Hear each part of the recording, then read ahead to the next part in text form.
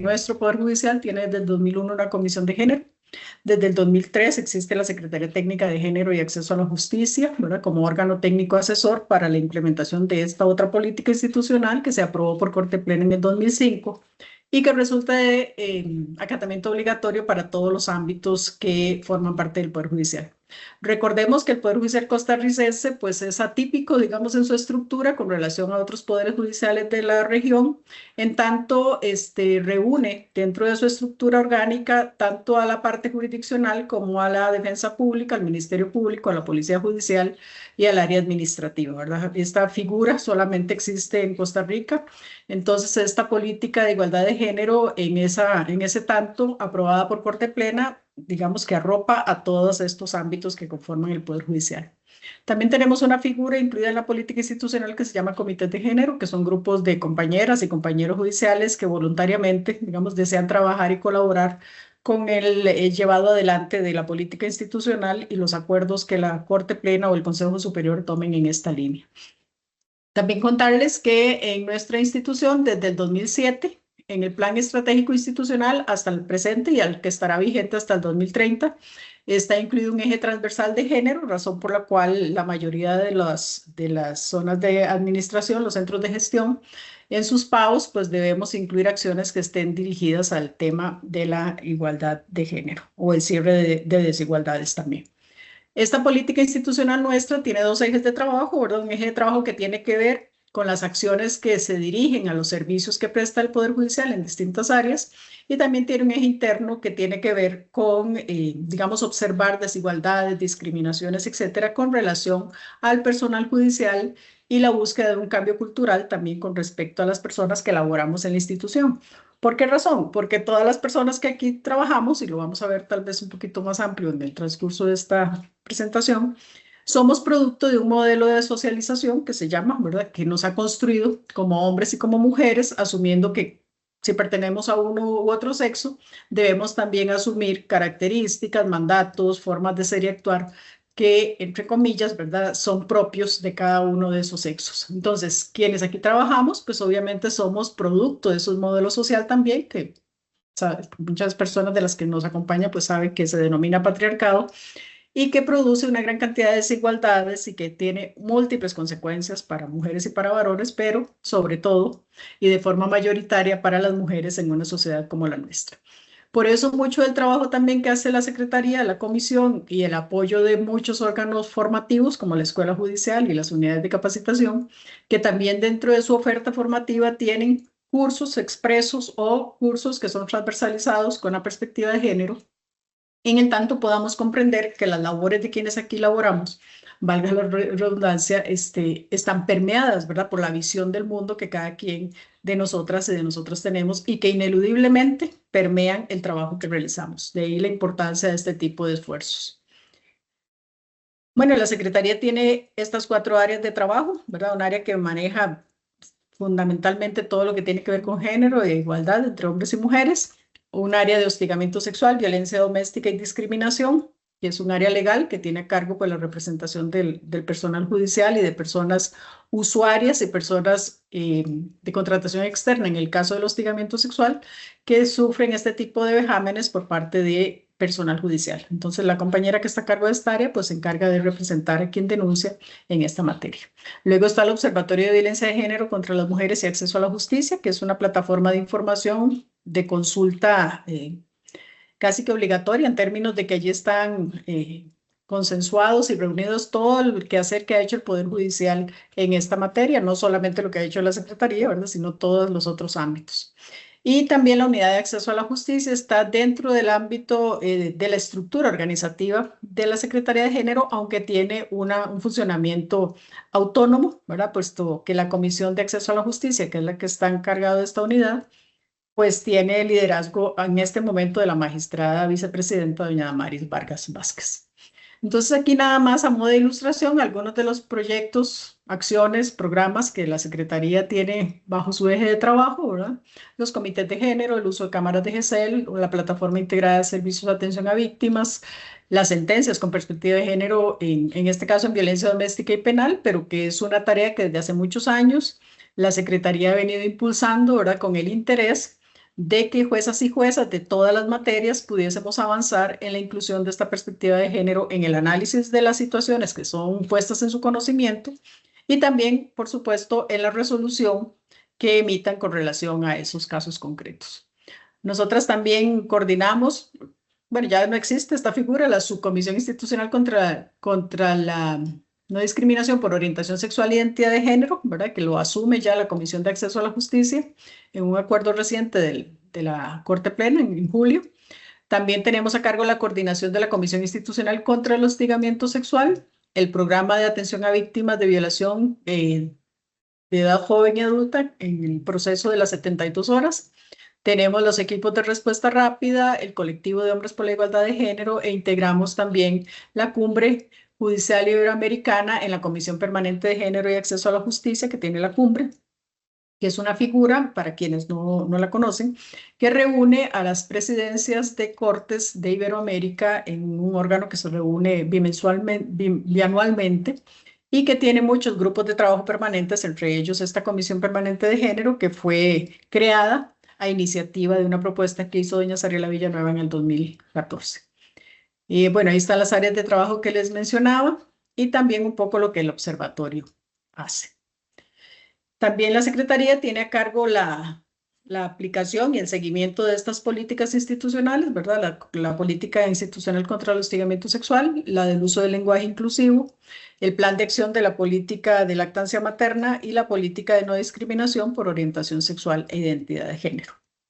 Bueno, dicho esto, un poco para tener un marco muy general, ¿verdad? Sobre por qué el Poder Judicial costarricense se ha interesado en este tipo de áreas de trabajo, que no era común en los poderes judiciales, ¿verdad? Cuando esto surgió, ya estamos hablando de casi 24 años, ¿verdad? Que el Poder Judicial creó la Comisión de Género como una de las iniciativas primeras que los poderes judiciales iberoamericanos tomaron en esta materia y que tiene, por supuesto, mucha congruencia con las convenciones internacionales que Costa Rica ha suscrito, ¿verdad? En términos de derechos humanos en general y de derechos humanos de las mujeres en particular.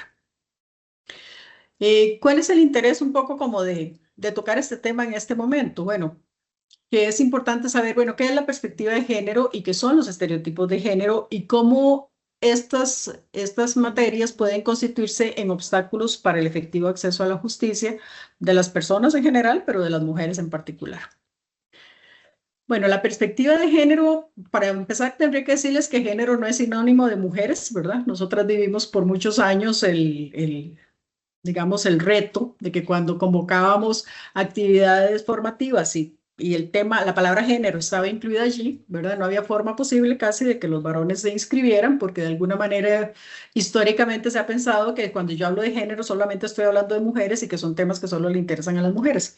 Pero esto no es así, o sea, la perspectiva de género es un marco teórico y metodológico, ¿verdad? Que cuestiona el paradigma hegemónico de un único ser humano, supuestamente universal, supuestamente neutral, cuyo parámetro ha sido el hombre varón, blanco, heterosexual, adulto, sin discapacidad y no indígena, ¿verdad? No, tampoco es que en este concepto de este estereotipo, digamos, de la masculinidad, están incluidos todos los hombres.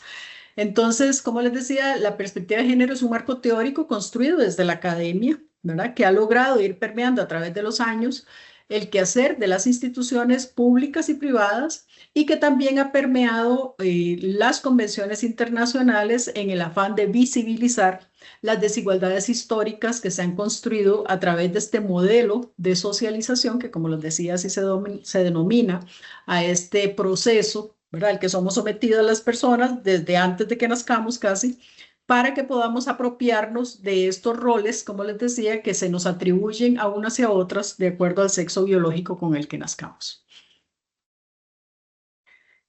Para garantizar el acceso a la justicia a quienes en condiciones de biológicas, físicas o sexuales de género ven en peligro el reconocimiento de sus derechos, el uso de la perspectiva de género en el análisis es sumamente importante, ¿verdad? Porque no estamos en los poderes judiciales ni en ningún quehacer institucional enfrentándonos a personas que son homogéneas, ¿verdad? Sino a personas que tienen características y condiciones y necesidades particulares, ¿verdad? que aquí estamos hablando también no solamente del sexo biológico, sino también de otras condiciones, como la etnia, como la edad, como el estado civil, ¿verdad? Como la discapacidad o no.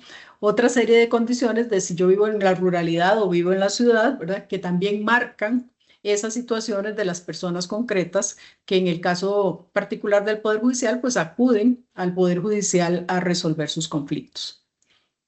Entonces, como les decía, la perspectiva de género se constituye en un marco que nos permite poder hacer una valoración mucho más integral, ¿verdad?, de la situación concreta de las personas. Mira qué raro, pero no puedo pasar la presentación. ¿Qué será? Me quedé aquí pegada. Cinia, si utilizas en la barra anterior, a la par, la de la par, el librito abierto. Ah, librito abierto. Librito abierto, esa es una opción para que corra mejor en Teams. Ah, ok, muchas gracias. Creo que ahí lo tengo ya. Bueno, entonces, como les decía, el análisis, la perspectiva de género nos da una gran cantidad de instrumental teórico, una metodología de trabajo que nos permite evidenciar la existencia y la dinámica que tiene este modelo social denominado patriarcado en la vida concreta de las mujeres y de los varones, ¿verdad? Nos permite ver, aquí estamos planteando varios elementos. El androcentrismo, ¿qué significa el androcentrismo? Que en un modelo social patriarcal, el centro y el modelo, el referente de lo humano es el varón y lo masculino. Nos permite observar la persistencia de la subordinación de las mujeres, ¿verdad? Aun y cuanto hayamos avanzado en muchísimas áreas del trabajo social. Nos permite también evidenciar una distribución desigual del poder entre hombres y mujeres, ¿verdad? Que también tiene consecuencias en la vida concreta de las personas. Nos permite también evidenciar que hay un acceso desigual a los recursos materiales y a los servicios. Aquí también les invitaría en algún momento a que pudieran consultar un sistema de indicadores de género que tiene el INEC, el Instituto Nacional de Estadística y Censos, ¿verdad? Donde ustedes pueden allí evidenciar toda la data que el Instituto de Estadística y Censos, a partir de los datos administrativos de muchísimas instituciones, pueden reflejar con toda claridad, ¿verdad?, las desigualdades sociales, en salud, económicas, en acceso al trabajo, en acceso al salario, la violencia que se ejerce contra las mujeres, las denuncias que se interponen, ¿verdad?, en violencia doméstica, en solicitudes de medidas de protección, etcétera. Y esa data nos da una referencia muy clara, ¿verdad?, de cómo estas desigualdades se pueden evidenciar a nivel de la sociedad costarricense. También nos permite evidenciar esta evidencia del pacto social excluyente y un pacto sexual. ¿A qué se refiere un pacto sexual? Que también aparejado a esta clasificación, digamos, de las mujeres y los varones, a través de nuestro sexo biológico, también vienen junto con esa clasificación una gran cantidad de tareas. Y dentro de estas tareas, una que ha sido históricamente digamos, asignada a las mujeres ha sido la del cuidado, ¿verdad? De las personas enfermas, de las personas adultas mayores, de las personas menores de edad, de los oficios de la casa y también todo ese tipo de cargas de trabajo adicionales a cualquier otra actividad que las mujeres queramos o podamos realizar, tienen un costo también en la vida, digamos, profesional y vital de las mujeres. También nos permite esta análisis y perspectiva de género, pues darnos cuenta que vivimos en una sociedad estratificada con esa desigualdad de poder, como les decía. Igualmente nos va a permitir no solamente ver la condición de las mujeres en general, sino también ver la condición al interior de los distintos grupos sociales. Por ejemplo, si bien sabemos que las personas indígenas como grupo social, como colectivo, sufren una gran cantidad de discriminaciones y son hasta la fecha de hoy, ¿verdad?, víctimas de una gran cantidad de exclusiones desde el Estado y desde la vida cotidiana. Dentro del grupo de personas indígenas, las mujeres indígenas, ¿verdad?, sufren situaciones también particulares con relación a esta desigualdad de poder. Igualmente pasa en el grupo de personas con discapacidad, igualmente pasa en las personas de la comunidad LGBTIQ+, e igualmente puede pasar en otros grupos, digamos que pudiera ser el grupo como tal, indistintamente víctima, ¿verdad?, de discriminación, pero dentro de ese grupo también tenemos que leer la condición particular de las mujeres y también cuando se cruzan varias de estas condiciones de vulnerabilidad. Por ejemplo, si yo tengo una mujer indígena que además es lesbiana, que además tiene una discapacidad y que además vive en una zona muy remota, ¿verdad? Entonces ahí ya no solamente estoy pensando en su condición de mujer, que ya de por sí en una sociedad como la nuestra significa y tiene consecuencias, sino que también está entrecruzándose con otras condiciones, ¿verdad? Que de alguna forma aumentan o agudizan las vulnerabilidades de las que son víctimas. ¿Para qué yo quiero aplicar la perspectiva de género en el quehacer, en este caso, pues institucional? Más allá de que yo sea jueza o juez, pues también esta perspectiva puede ser útil para cualquier área del trabajo donde yo me desempeñe.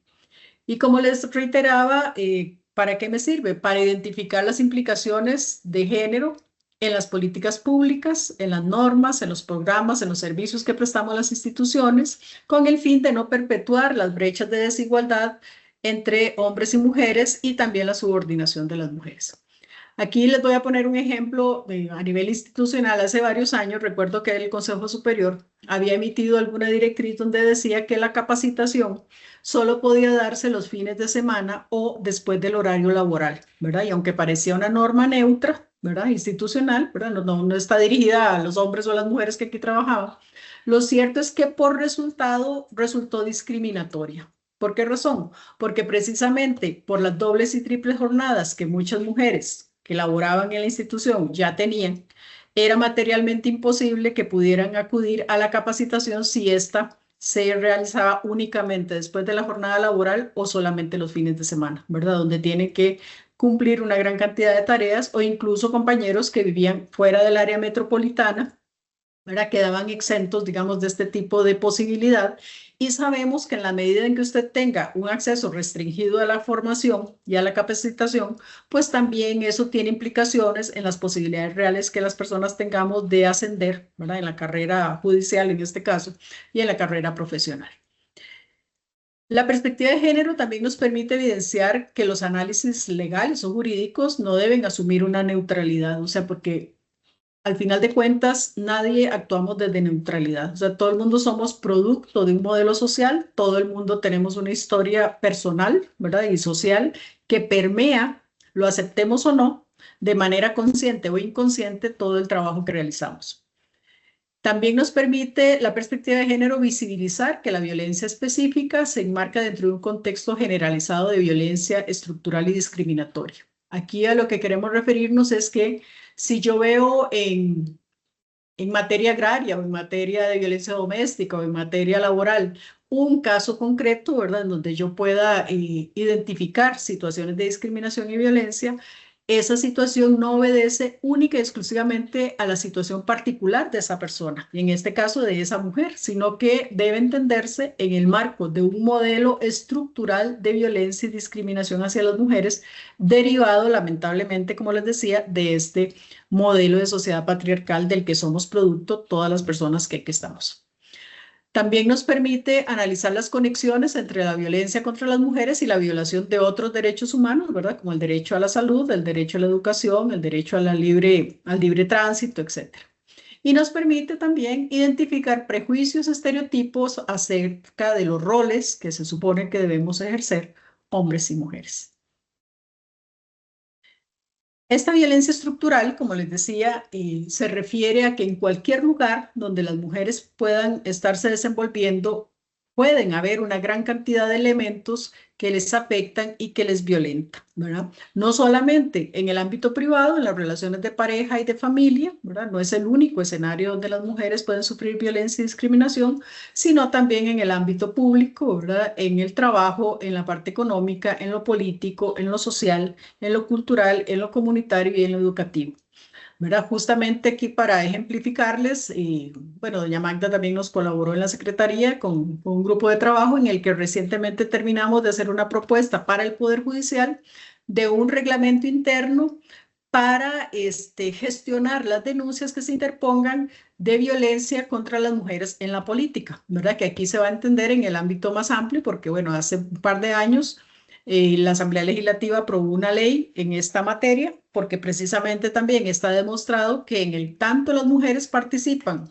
no solo en puestos de elección popular, sino también en puestos por designación, por eso el Poder Judicial también tiene que tener su propio reglamento, pueden estar sujetas también, y de hecho lo han sufrido, a una gran cantidad de formas de violencia, ¿verdad? Que se publicita incluso y se magnifica ahora a través de redes sociales y de otro montón de métodos de amplificación de esa violencia y de esa discriminación. Esta es una imagen un poco como para ilustrarles, ¿verdad? Todas las formas de violencia que las mujeres pueden sufrir: el acoso sexual en el trabajo, el acoso sexual en la calle, los femicidios, ¿verdad? Que es la forma más ruda y última de violencia contra las mujeres, ¿verdad? Que es su asesinato en su condición de ser mujeres o por su condición de ser mujeres. La violencia sexual en todas sus formas. Si ustedes tienen acceso a las estadísticas que el Poder Judicial maneja con relación a denuncias en todos los delitos sexuales, en la gran mayoría de ellos, las mujeres son las principales víctimas y las personas denunciadas son mayoritariamente varones. Pero la brecha de género en el acceso a los puestos, que tal vez en el Poder Judicial no es tan claro, porque hay, ¿verdad?, unas categorías salariales que son mucho más generales, pero a nivel de empresa privada sí es muy visible que a iguales puestos y a iguales responsabilidades las mujeres pueden ganar hasta el 35% menos que los varones.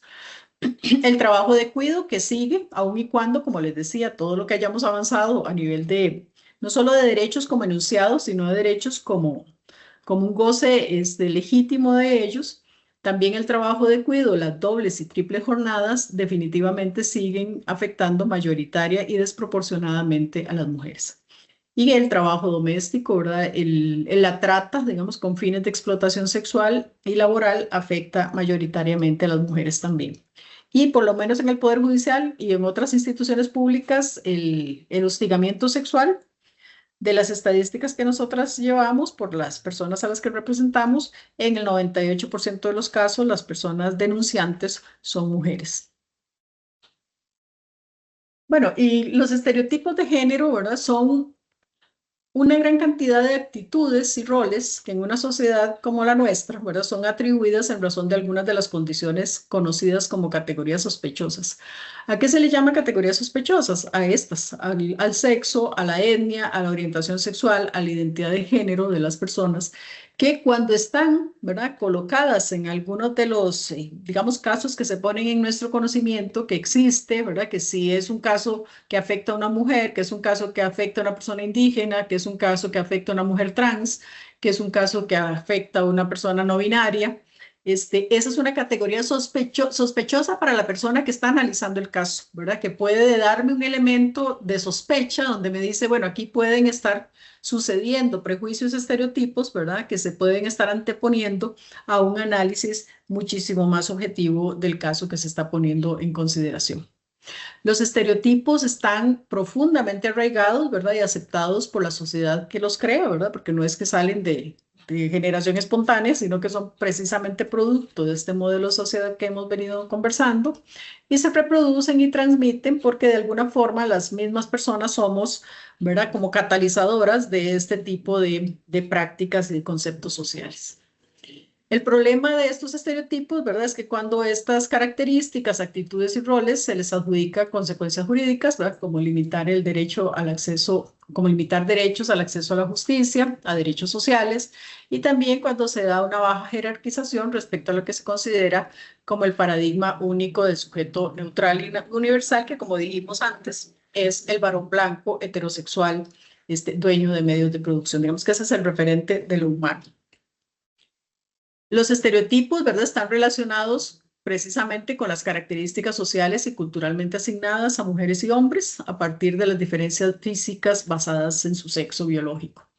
Y si bien los estereotipos pueden afectar a ambos sexos, definitivamente tienen un mayor efecto negativo en las segundas, o sea, en las mujeres, pues históricamente la sociedad les ha asignado o nos ha asignado roles que son invisibilizados o subvalorados a nivel social y cultural. Entonces, por ejemplo, a pesar de que la tarea de cuidado, ¿verdad?, de las personas, de las personas menores de edad, de personas adultas mayores o de personas enfermas, definitivamente es una tarea absolutamente necesaria, bueno, y cada vez más, ¿verdad?, en los tiempos en que la pirámide de edad está dando un vuelco en nuestro país, ¿verdad?, que cada vez hay más personas adultas mayores que requieren cuidados.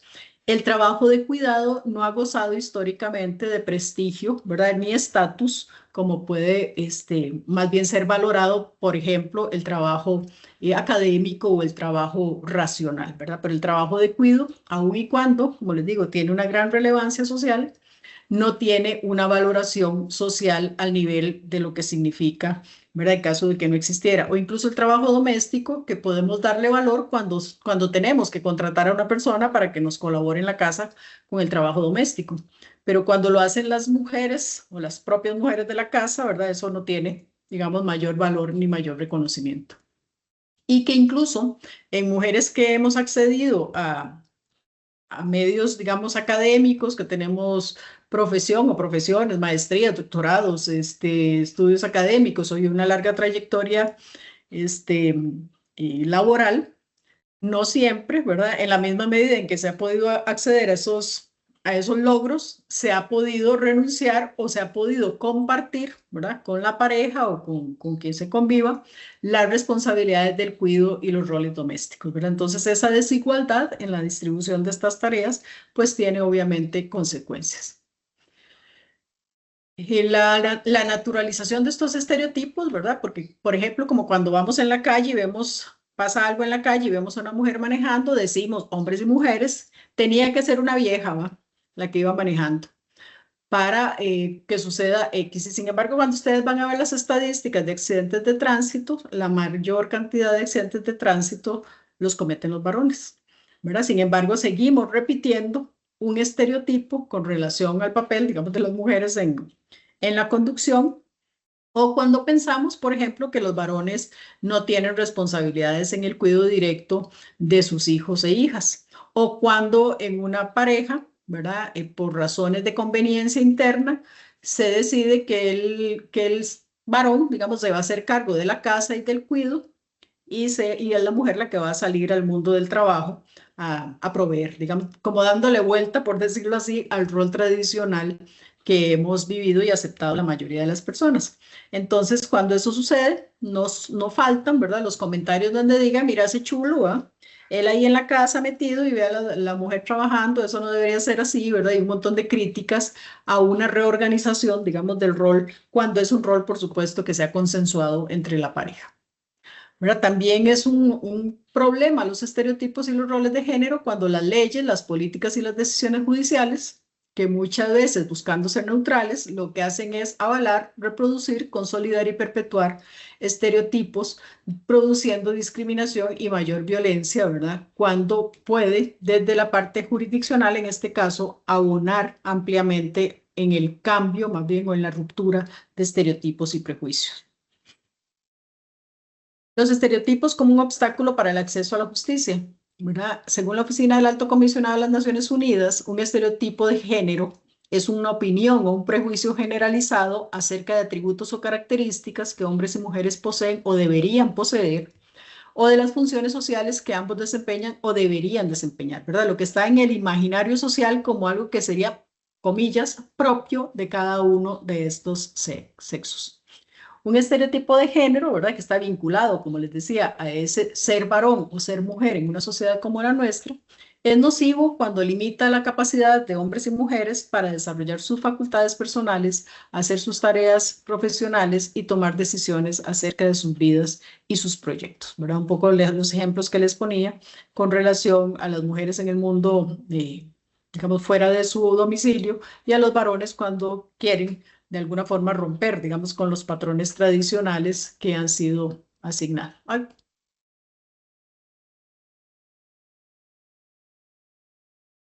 ¿Ustedes están oyendo ese video? No. No, ¿verdad? No se escucha.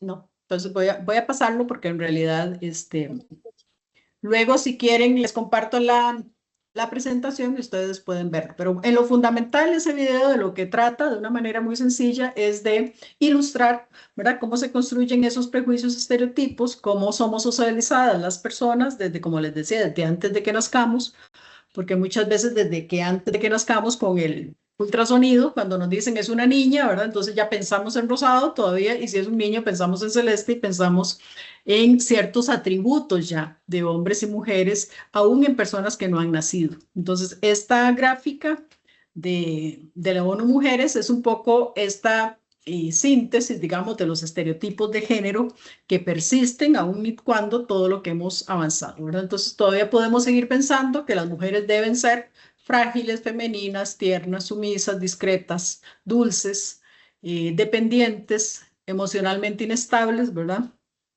Frívolas, recatadas, frágiles, ¿verdad? Y en contraposición, se espera que los hombres sean más bien dominantes, que sean valientes, que sean dinámicos, que sean deportistas, audaces, racionales, líderes, competitivos, intelectuales. Entonces ven ustedes que en esta, digamos, lista de estereotipos que se espera que sean atribuciones que todas las mujeres ejerzamos y estos otros atribuciones que todos los varones tengan y que se apropien de ellos, son, como ustedes pueden ver, dicotómicos. O sea, las mujeres somos frágiles y los hombres son fuertes. Los hombres son líderes y las mujeres somos pasivas, ¿verdad? Son como mutuamente excluyentes en un modelo social que en la práctica, por supuesto, esto no se da de esta forma, literalmente, ¿verdad? Sin embargo, el modelo social nos dirige a hombres y a mujeres hacia este tipo de deber ser, entre comillas, para unas y para otros. Entonces, igual, con esta cantidad de prejuicios y estereotipos, la perspectiva de género, según nos dice el Instituto Nacional de las Mujeres, nos permite identificar el impacto que este sistema patriarcal ha tenido en distintos momentos históricos y en contextos geográficos, ¿verdad? Porque si bien es cierto, como les decía, es innegable que hemos superado una gran cantidad de situaciones sociales que ahora son inimaginables, como cuando en la colonia existía una legislación que le permitía a los maridos disciplinar a las mujeres siempre y cuando no se viera mucha sangre. Eso sería inconcebible en este momento donde existen leyes específicas de protección contra la violencia de pareja y las mujeres, ¿verdad? Hemos evolucionado sin duda alguna y hay cambios históricos, pero persisten una gran cantidad de problemáticas, ¿verdad? E incluso al momento de hoy, la violencia contra las mujeres sigue siendo una realidad lamentablemente cotidiana y como ustedes pues habrán visto en las noticias, también hemos sufrido en lo que vamos de este año en Costa Rica una gran cantidad de asesinatos de mujeres por su condición de género, ¿verdad? Lo que llamamos femicidios. Esa perspectiva de género, como les decía, nos permite reconocer que existe ese sistema de poder entre hombres y mujeres, nos permite identificar las diferencias por clase, por etnia, por edad, religión, procedencia geográfica, o sea, no solamente en razón del sexo biológico, sino también en ese entrecruce, como les decía anteriormente, que es lo que llamamos interseccionalidad, que todavía es un análisis mucho más complejo que el de género, pero que nos da luces, digamos, en torno a las situaciones complejas que pueden estar enfrentando mujeres y hombres cuando ponen las situaciones que les acontecen en conocimiento de cualquiera de las materias que conoce el Poder Judicial. También nos permite esa perspectiva de género desnaturalizar las construcciones de género, identificar las relaciones de poder, o sea, dejar de pensar que porque las mujeres nacimos mujeres, entonces nos toca, ¿verdad? Criar a los chiquitos, que parimos, ir a las reuniones de la escuela, pasar las noches en vela, o sea, que esa es nuestra obligación porque somos nosotras las que parimos, digamos, hacer esa asociación, o seguir pensando que es a los varones a los que les corresponde la tarea de liderar las familias y de proveer mayoritariamente, ¿verdad?, los gastos domésticos, ¿verdad? Que también esos son estereotipos. También nos permite promover la reflexión en torno a los cambios, alternativas y transformación para desestructurar las relaciones de poder. ¿Y por qué es tan importante también la perspectiva de género? Porque además de que nos da este marco conceptual y metodológico que les decía, para hacer estos análisis críticos, ¿verdad?, para desnaturalizar la realidad que hemos vivido desde que nacimos prácticamente, y que está permeada en todos los ámbitos donde nos desenvolvemos, no solo en nuestra pareja, sino en nuestra familia, sino en la educación, sino en el mundo del trabajo también, y en el trabajo que hacemos, no solo en el mundo del trabajo, como interrelación entre las personas que nos encontramos, ¿verdad?, en los escenarios laborales, sino también con relación al trabajo concreto que me corresponde hacer. Y la ventaja mayoritariamente que tiene esta perspectiva de género es que nos dice que todo este modelo, todos estos estereotipos, todos estos prejuicios, todas estas violencias son producto de un modelo socialmente construido. O sea que no es innato, no es biológico, ¿verdad? Y eso nos da una gran puerta de oportunidad. Entonces nos dice, entonces si todo esto fue construido socialmente, quiere decir que es posible deconstruirlo, ¿verdad? Que podemos hacer esfuerzos conscientes, orientados, intencionados para mejorar, para eliminar esas desigualdades y esos estereotipos, en el tanto nos demos cuenta de que existen, ¿verdad? Si seguimos pensando que eso es algo inamovible, pues obviamente no vamos a tener esa oportunidad. Pero de alguna forma esta idea de formar al personal judicial, de formar a juezas y jueces en esta materia, que como les digo, estamos pasando muy rápido por un montón de conceptos que son absolutamente posibles de profundizar, nos permite constituirnos a través, en este caso, de la redacción de sentencias, del análisis de los casos, incluyendo la perspectiva de género, en un instrumento, en una herramienta precisamente para la búsqueda de la igualdad. Entonces, ¿por qué es importante abordar la existencia de estereotipos en la administración de justicia? Porque son un obstáculo común y potente para el acceso de las mujeres a la justicia real, ¿verdad? Y eso está documentado, no lo decimos nosotras en la Secretaría, sino eso está ampliamente documentado de cómo la persistencia de prejuicios y estereotipos van por delante muchas veces de la posibilidad real que tienen las mujeres y sobre todo mujeres en condiciones de vulnerabilidad, como hablábamos de todos estos entrecruzamientos de condiciones, de tener un efectivo acceso a la justicia. También porque socavan la imparcialidad y la integridad del sistema judicial, ¿verdad? E imparcialidad no significa aquí que yo atiendo, como dice a veces la gente, bueno, es que aquí no somos, aquí somos, o sea, tenemos a todo el mundo por igual. Pero es que atender a todo el mundo por igual es la primera de las discriminaciones, ¿verdad? Porque yo no puedo atender igual a una persona adulta mayor que a una persona joven, a una persona del área rural, a una persona indígena, ¿verdad? Precisamente ese poder ver las condiciones particulares de cada quien me obliga, ¿verdad?, a hacer un análisis distinto, a pretender que todo el mundo estamos en la misma condición. Entonces, como les decía, la primera de las desigualdades es atender a todo el mundo por igual.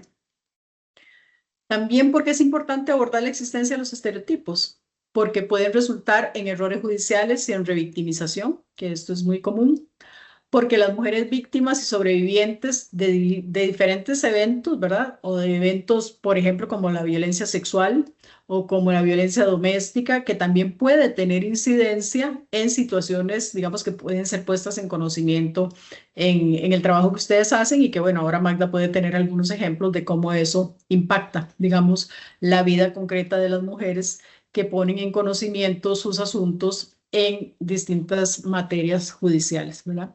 Y también, bueno, cuando se creó la Secretaría de Género, por ejemplo, se hizo un diagnóstico y se vio en aquel momento que la mayoría, y creo que todavía eso persiste, o sea, que las mujeres acuden de manera mayoritaria a los servicios judiciales a denunciar delitos sexuales o violencia contra ellas a partir de la aprobación de la ley de penalización, a solicitar medidas de protección por violencia doméstica y a solicitar pensiones alimentarias.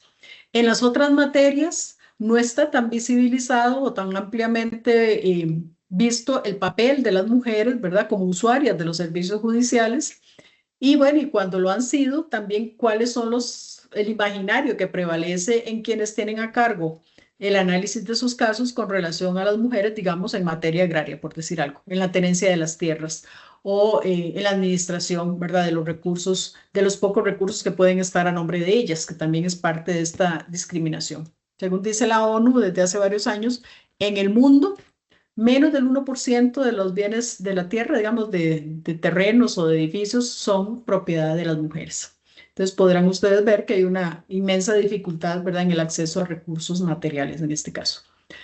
Y también es importante porque la eliminación de los estereotipos son un paso fundamental para garantizar la igualdad y la justicia para las víctimas y las personas usuarias de nuestros servicios. ¿Cómo los estereotipos socavan el acceso a la justicia? Porque pueden comprometer la imparcialidad, como decíamos, de las decisiones de quienes atienden, investigan o juzgan los casos, porque pueden influir sobre cómo las personas operadoras de justicia entienden la naturaleza, en este caso, de un delito o de cualquier asunto puesto en su consideración, porque pueden afectar las opiniones de las personas operadoras de justicia sobre la credibilidad o la capacidad legal de una persona usuaria del servicio de administración de justicia, sea como víctima, o sea como testigo, o sea como denunciante. Porque pueden evitar que las personas operadoras de justicia responsabilicen legalmente a quienes cometieron un delito o cometieron una falta. y porque pueden impedir el acceso a derechos y protecciones legales para las víctimas, especialmente para las mujeres. Los estereotipos de género, ¿verdad?, tienen consecuencias no solamente, como les decía, en el efectivo acceso a la justicia, sino también en el efectivo acceso a derechos a la igualdad y la no discriminación, a derechos a la salud, el derecho a la educación, el derecho a poseer, digamos, tierra, ¿verdad?, el derecho a la participación en la vida pública y política, a la igualdad en el matrimonio y las relaciones familiares, a una vida libre de violencia, incluida la violencia basada en género o en la condición de ser mujeres en este caso. Y aquí recordar pues que el acceso a la justicia es un derecho humano por sí mismo, pero también es un derecho instrumental que permite, ¿verdad?, poder hacer efectivo el acceso a estos otros derechos que están aquí enlistados o a otros más, ¿verdad? Entonces ven ustedes el papel tan fundamental, ¿verdad?, que desde el Poder Judicial podemos tener en poder llevar a la práctica, ¿verdad?, el disfrute real de derechos por parte de las mujeres en este caso. El Poder Judicial o los Poderes Judiciales, ¿verdad?, y el nuestro en particular, tienen obligaciones jurídicas internacionales, ¿verdad?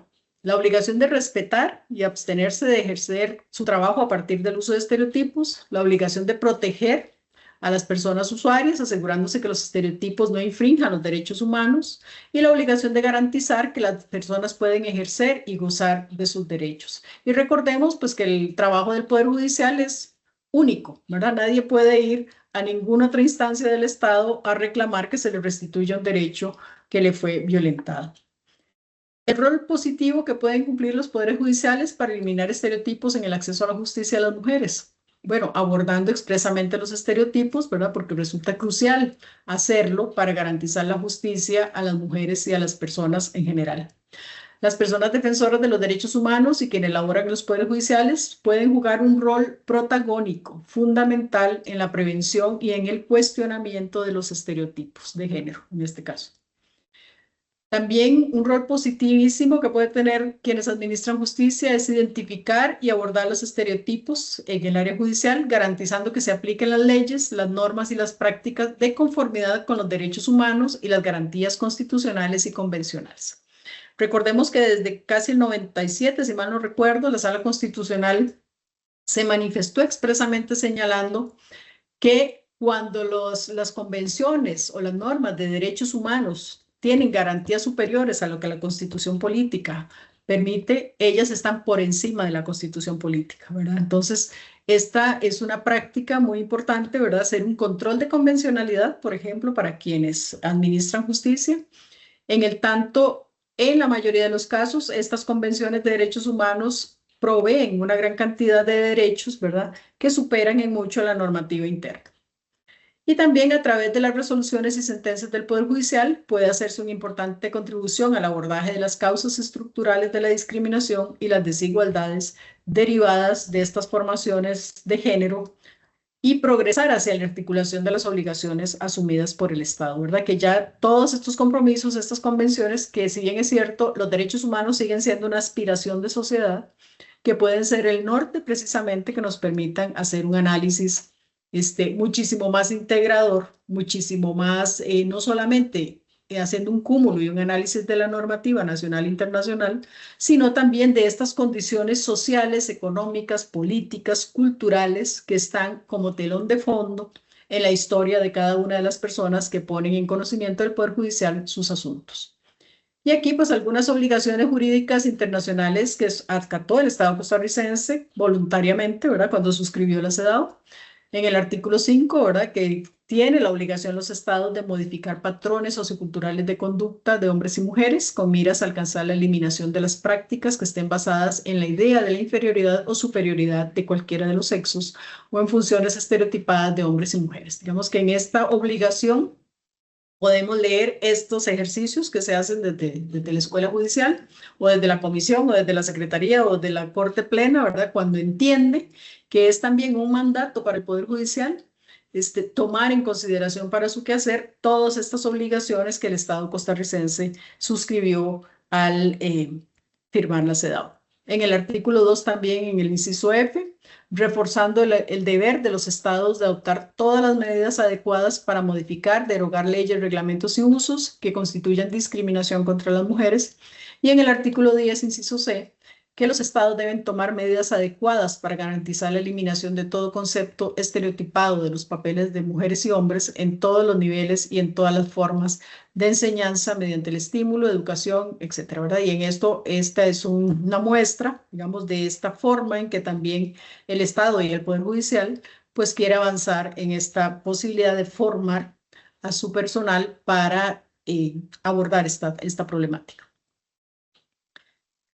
Y bueno, para terminar casi, la importancia de aplicar la perspectiva de género en la administración de justicia es precisamente haciendo como una síntesis que todas las personas que integran los poderes judiciales pueden y deben aplicar la perspectiva de género en el cumplimiento de sus funciones y en las relaciones interpersonales, ¿verdad? No solamente en lo que hago, sino también en el vínculo o en la relación que establezco con las personas con las que trabajo. También porque puede ser aplicado aun cuando las partes involucradas en el caso no lo contemplen en sus alegaciones, ¿verdad? No necesito que un abogado o una abogada lo incluya en su alegación, sino que yo, como juez, jueza o fiscal o la persona que esté a cargo del caso, puedo, ¿verdad?, incorporar este concepto para hacer mucho más preciso y más claro el análisis del caso que estoy teniendo en consideración. Luego, porque la perspectiva de género se debe aplicar siempre precisamente para reconocer las situaciones que hemos descrito antes, ¿verdad? De desigualdad, de exclusión, de discriminación o de violencia. Y la materia del asunto, instancia en la que se resuelve, no determina si se aplica o no la perspectiva de género. O sea, yo no puedo pensar que yo solo puedo usar la perspectiva de género en materia de violencia doméstica, por decirles algo. O en penal en materia de delitos sexuales. O sea, yo puedo usar la perspectiva de género en cualquier materia, ¿verdad? En cualquier materia, en cualquier etapa del proceso, ¿verdad? Y aquí el tema es cómo hacemos el ejercicio de cómo llevo todo este cúmulo de teoría y metodología al caso concreto, digamos, de la materia agraria, por poner el ejemplo de lo que nos interesa hoy. Pero también lo hemos hecho, por ejemplo, varios años atrás en materia laboral, ¿verdad? Porque el Estado costarricense fue sancionado precisamente por el uso de un estereotipo en una resolución que emitió la Sala Constitucional y que emitió un juzgado y un tribunal laboral, precisamente a partir de un caso que fue denunciado por una señora cuidadora en una de estas albergues del PANI, ¿verdad? Donde de alguna forma en la sentencia, tanto la Sala como el juzgado como el tribunal insistieron en que era una cuidadora y que entonces como una madre debería estar 24/7 cuidando a los niños y niñas que estaban a su cargo y no como un trabajo, ¿verdad? Entonces, bueno, es una sentencia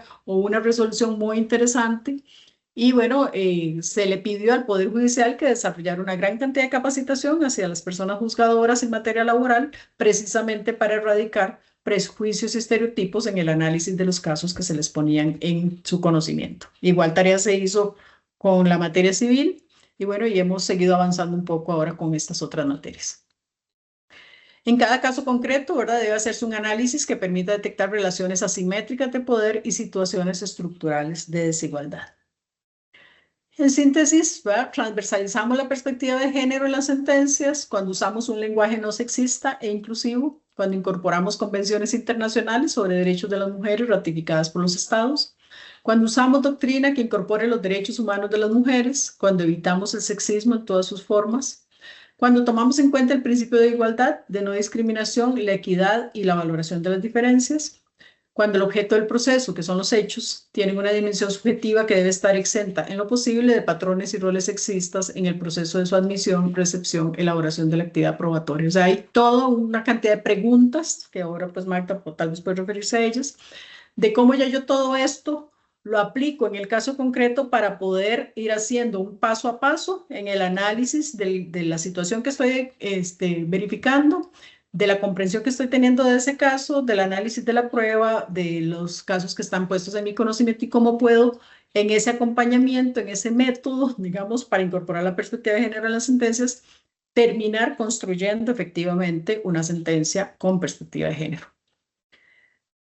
A través de esa perspectiva de género podemos garantizar la tutela de los derechos de las mujeres, sobre todo cuando hablamos pues, de violencia, pero también en otros casos, como les decía ahora, que también se evidencian en relaciones, en situaciones en materia agraria que pueden evidenciar también desigualdades de poder, reincidencia en el maltrato a las mujeres, etc. Y también aplicamos el principio de inmediatez para asuntos relativos a la violencia de género intrafamiliar en este caso concreto. Y además, cuando la sentencia es un documento comprensible, para quienes no sean profesionales en derecho, que esto es un tema de larga data en el Poder Judicial, desde que se aprobaron las reglas de Brasilia en el 2008. Una de los obstáculos, digamos, mayores que tienen las personas usuarias de los poderes judiciales, no solo en Costa Rica, sino en América Latina, es precisamente la complejidad del lenguaje jurídico, ¿verdad? Y la incomprensión de las situaciones que se les comunican a las personas participantes, además de que las personas usuarias consideran que quienes trabajamos en el Poder Judicial todavía carecemos de una gran cantidad de sensibilización, de formación y de comprensión de las situaciones particulares, ¿verdad?, que están analizando con relación a la historia, digamos, de las personas que son sujetas, ¿verdad? Y también recordemos que el Poder Judicial viene desde hace muchos años haciendo un cambio paradigmático en términos de entender la administración de justicia, no solamente pensada en los procesos judiciales y pensada la persona usuaria exclusivamente como la persona abogada que representa a las partes, sino también tratando de identificar quiénes son las personas concretas que están detrás de los procesos, ¿verdad? De allí las reglas de Brasilia para el acceso a la justicia a poblaciones en condición de vulnerabilidad. Y aquí les dejo pues algunas recomendaciones por si quisieran luego consultarlos con más detalle, ¿verdad? Unos videos que justamente la Escuela Judicial elaboró hace un tiempo, uno sobre la CEDAW, ¿verdad? De la Convención estas para la no discriminación contra las mujeres, otra convención de la Belén do Pará, que es contra la violencia hacia las mujeres y su mecanismo de seguimiento, que es otro video muy corto, una guía para Fiscalía sobre estereotipos de género y estándares internacionales, una guía para el Poder Judicial, o sea, para la parte de la Administración de Justicia propiamente, la judicatura, sobre estereotipos de género y estándares internacionales sobre derechos de las mujeres. Aquí van a encontrar también en estos enlaces pues los documentos y también nosotras desde la Comisión Permanente de Género y Acceso a la Justicia de Cumbre, en el 2016 uno de los primeros productos que se hicieron justamente fue un modelo para la elaboración de sentencias con perspectiva de género y más recientemente la Secretaría de Género, gracias a una consultoría que nos financiaron, se elaboró un manual también o una guía para la elaboración de sentencias con perspectiva de género en materia penal y violencia doméstica, pero que incluye, ¿verdad?, una serie de preguntas, una guía de análisis que perfectamente es aplicable a cualquier otra materia. Entonces, bueno, fundamentalmente eso es lo que quería compartir con ustedes. Bueno, un cordial saludo a María José Zagot y a Fausto Cubero, que son los que nos permiten desde la Escuela Judicial estar detrás de estos momentos, a las queridas compañeras juezas y compañeros jueces, también al personal técnico que nos acompaña y a las demás personas. Un saludo afectuoso y muy querido a la doctora Susana Medina, que es jueza argentina y también presidenta de la Federación Latinoamericana de Mujeres Juezas, que pues nos honra con su presencia. Yo quiero conversar sobre este tema de sentencias con perspectiva de género, pero también entender que tenemos en la materia agraria una gran responsabilidad por tutelar y defender derechos de personas en condición de vulnerabilidad. Entonces, como decía Cinia, normalmente hablamos de sentencias con perspectiva de género.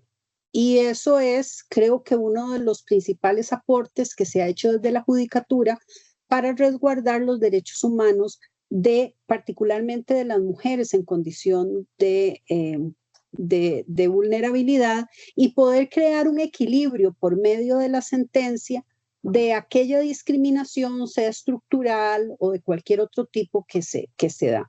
Pero también las sentencias, cuando nosotros nos ponemos unos anteojitos de la perspectiva de género, entonces empezamos a ver a otros grupos en condición de vulnerabilidad que también ameritan un tratamiento especial.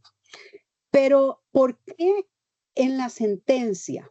Porque, y particularmente en materia agraria, tenemos una falta de sensibilización por el problema de la tenencia de la tierra, pero también de los derechos patrimoniales de la mujer rural y de aquellas poblaciones en condición de vulnerabilidad. Y ustedes pues saben que tenemos una atención prioritaria no solamente de de mujeres cuando se le suman otras condiciones de vulnerabilidad, como ser adultas mayores, si son mujeres que pertenecen a una comunidad indígena, como dicen, suma, si hay una discapacidad, suma, aunque también vamos a ver que cuando hablamos de poblaciones en condición de vulnerabilidad, pues también va a ser una situación aplicable a varones. Luego tenemos un problema de leyes con una visión del sistema patriarcal y carentes de una visión de multiculturalidad y de cosmovisiones. Y recordemos aquella famosa norma, ¿verdad?, de la Ley de Tierras y Colonización, que nos habla que es totalmente androcéntrica, donde dice que para que una persona pueda optar por un contrato de asignación de tierras, tiene que demostrar capacidad física, lo cual de una vez descalificaba a las mujeres, a las personas adultas mayores, a los niños, niñas o personas adolescentes, si por ejemplo iban a heredar, o a las personas con discapacidad.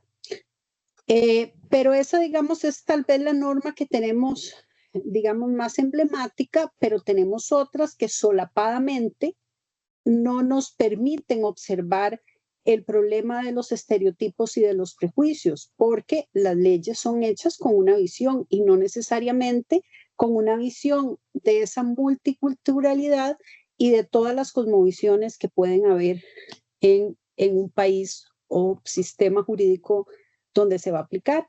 Los sistemas procesales tienen unos sistemas de valoración probatoria adecuada. Yo hice un estudio el año pasado de una ponencia para Paraguay, donde precisamente hice una comparación de los sistemas de valoración probatoria que tenemos en el país, y todos son sistemas que nos permiten poder definitivamente aplicar una perspectiva de género y también tener una visión de esas poblaciones en condición de vulnerabilidad, pero como es una norma adjetiva, que a muchos no les gusta esa calificativo, pero es eso, es adjetivo, pero requiere de la experiencia de las personas juzgadoras. Porque ahora yo les hice un cuadrito inspirado en una investigación de nuestro querido juez Jason López, aclaro, ¿verdad?, como para no robarme las palmas, de que ahí tenemos las normas, pero si no podemos leerlas adecuadamente, no va a estar bien. Luego, la importancia de interpretar el derecho considerando las tres dimensiones, lo que Miguel Reale desarrolló, de hecho, valor y norma, para mí es fundamental. Pensar que el derecho es una cuestión plana, que es la letra de la norma, no vayamos allá o busquemos el espíritu del legislador. El profesor Gerardo Parajelas decía que el legislador ya estaba muerto. Lo que interesaba era la persona que lo estaba interpretando y aplicando en ese momento.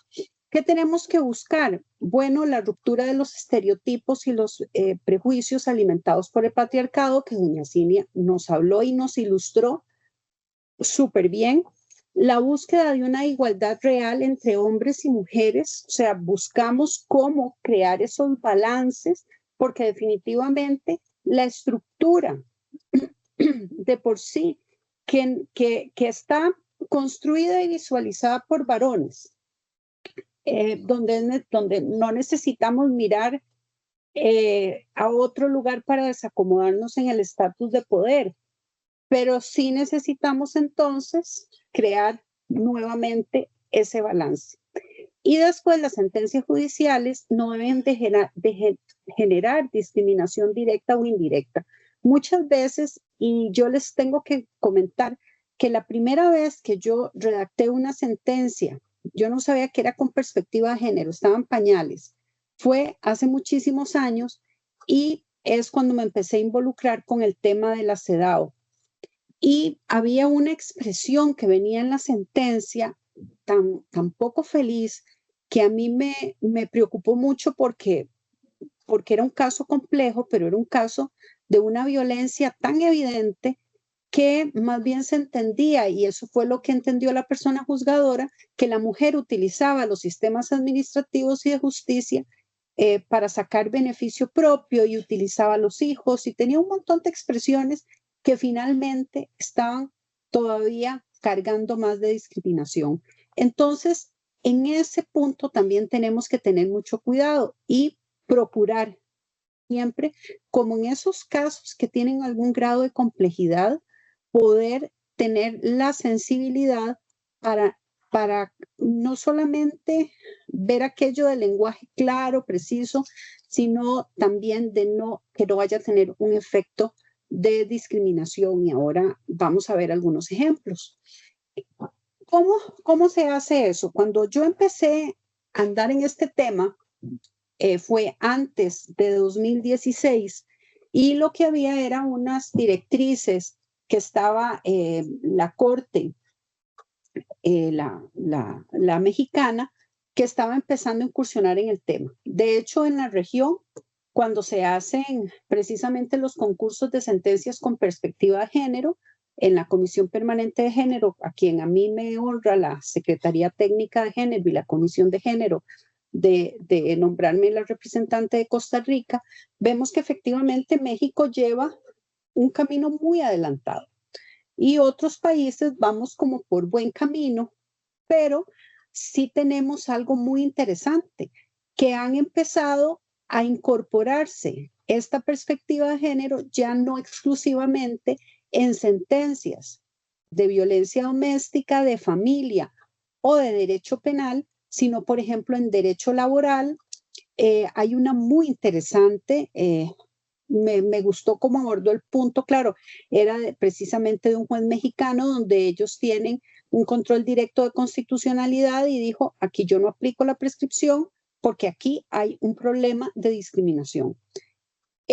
Pero finalmente, hasta en esos temas empieza a notarse en derecho laboral.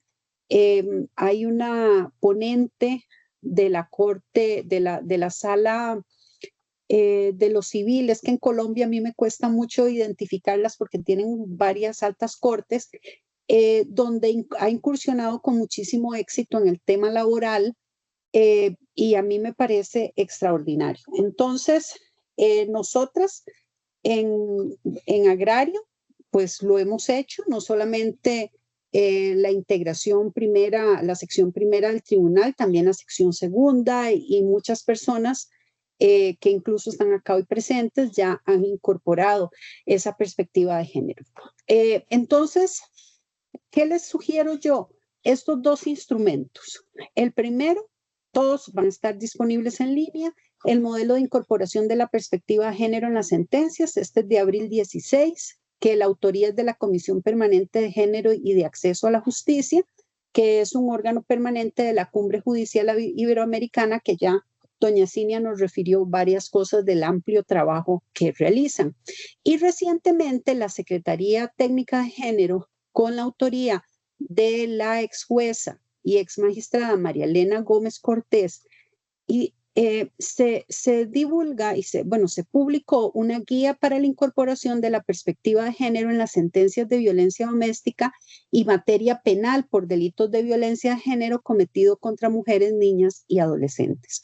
Ahora vamos a ver qué, digamos, que rescatamos de un documento, porque ustedes dirían, bueno, Magda, yo estoy igual que usted con mucho trabajo, ¿por qué voy a ver un tema de violencia doméstica y penal? Pero ahí les traigo una filmina para que podamos ver que efectivamente el macroesquema para poder cerrar esas brechas, hacer sentencias más justas, que no sean discriminatorias, creo que llevan como un mismo rumbo. Parece que no hay como salida.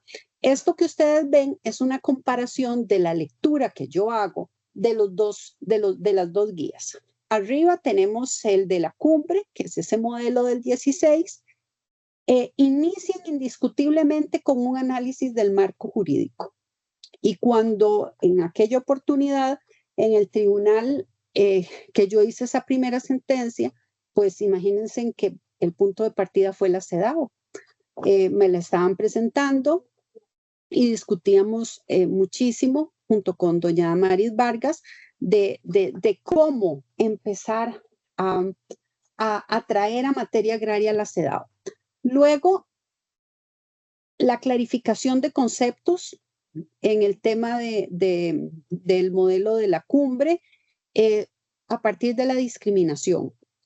Y en la guía que tenemos acá nacional, nos habla más bien de un marco conceptual. Habla del principio de igualdad y no discriminación. Ustedes dirán, pues no hay mucha diferencia. Bueno, pero el abordaje está más, digamos, hay un primer foco, igualdad. ¿Y cómo entendemos esa igualdad?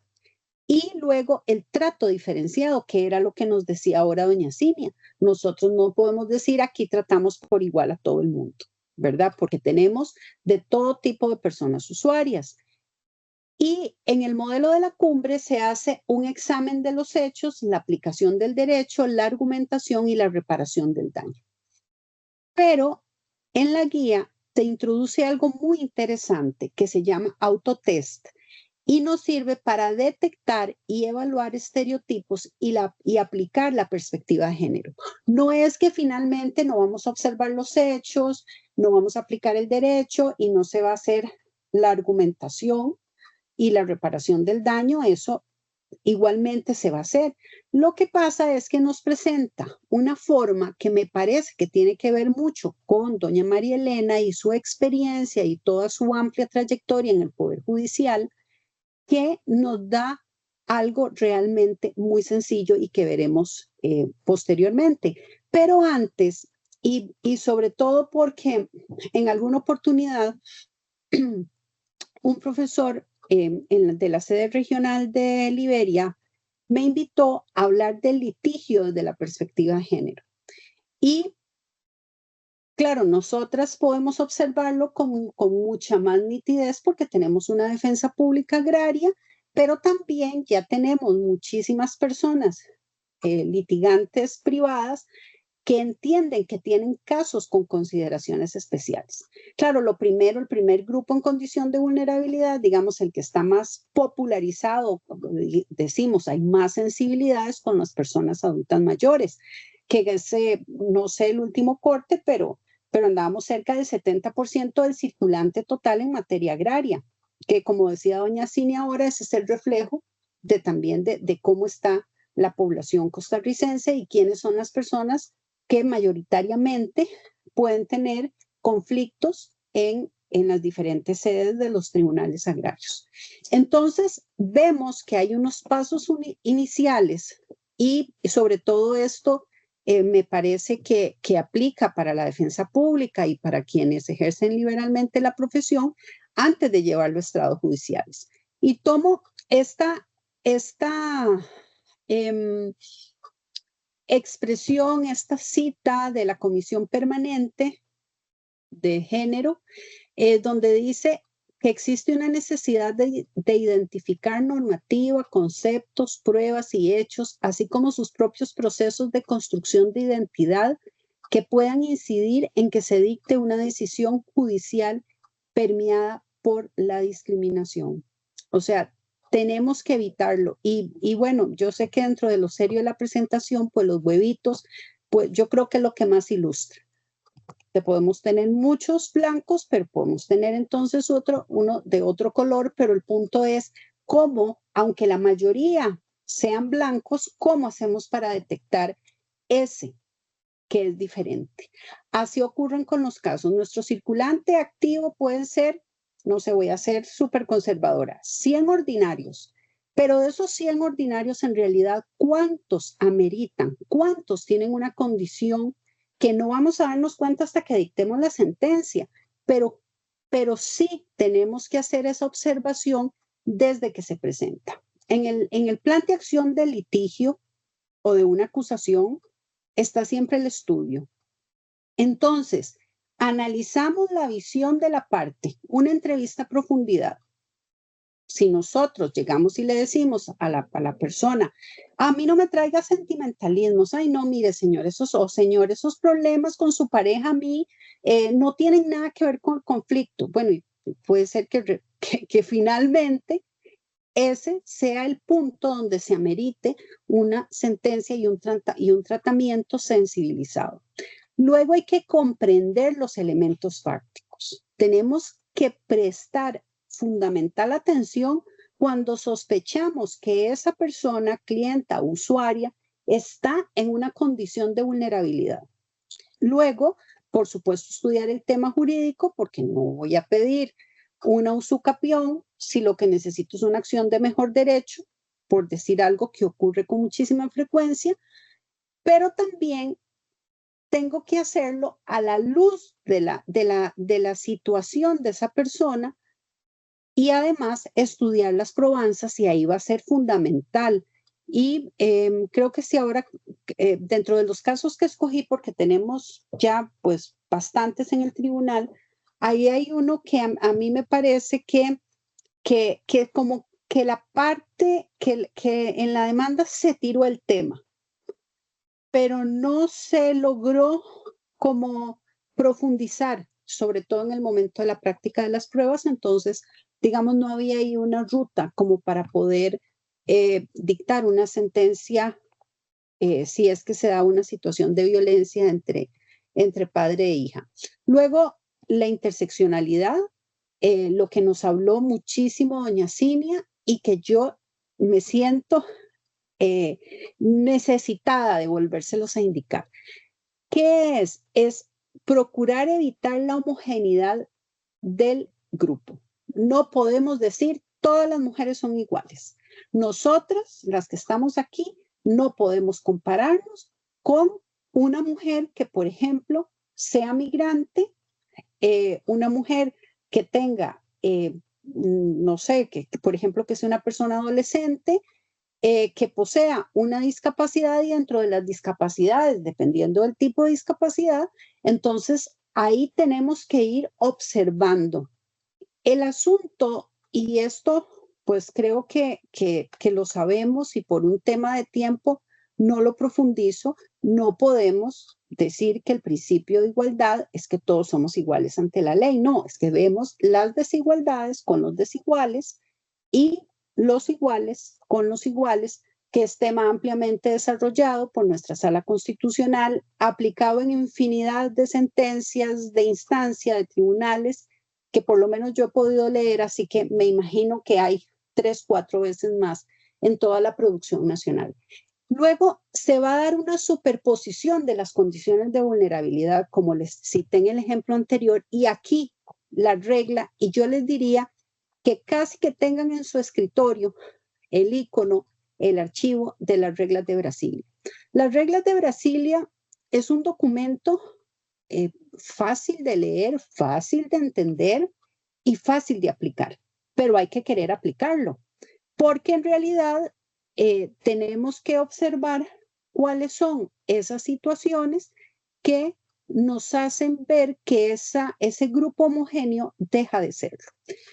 El desplazamiento interno, nosotros no lo tenemos en tan alta intensidad como se tiene, por ejemplo, en países en guerra, pero estamos empezando a observarlo precisamente por la penetración o por la toma de territorios de grupos criminales, las personas que padecen discapacidad, las comunidades indígenas, el tema de género, ¿verdad? La condición de género, la victimización, la migración y la edad. Entonces, eso siempre hay que colocarlo.